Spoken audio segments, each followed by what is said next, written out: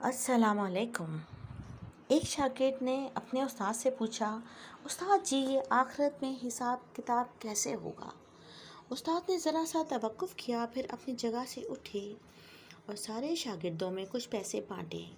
انہوں نے پہلے لڑکے کو 100 روپے، دوسرے کو 75، تیسرے کو 60، چوتھے کو 50، پانچویں کو 25، چھٹے کو 10، ساتویں کو 5 اور آخر میں جس لڑکے نے سوال پوچھا تھا اسے فقط 1 روپیہ دیا۔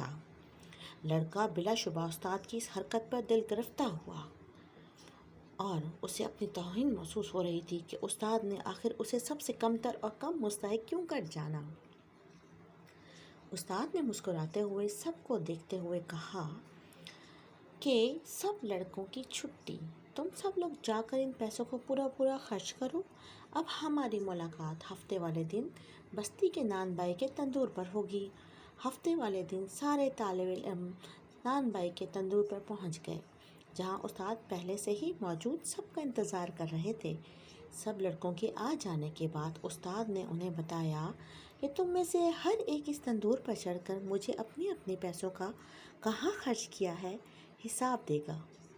پہلے والے لڑکے جسے 100 روپے ملے تھے، ان کو دہکتے تندور کے منڈیر پر چڑھا کر استاد نے پوچھا، بتاؤ میرے دیے ہوئے 100 روپے کیسے خرچ کیے تھے؟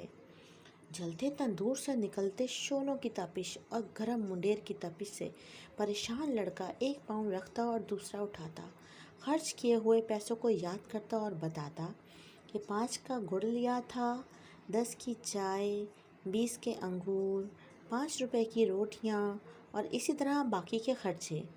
لڑکے کے پاؤں تپش سے جل رہے تھے تو باقی کا جسم تندور سے نکلتے شعلوں سے جھلس رہا تھا، حتیٰ کہ اتنی سی دیر میں اسے پیاس بھی لگ گئی تھی اور الفاظ بھی لڑکھڑانا شروع ہو گئے تھے۔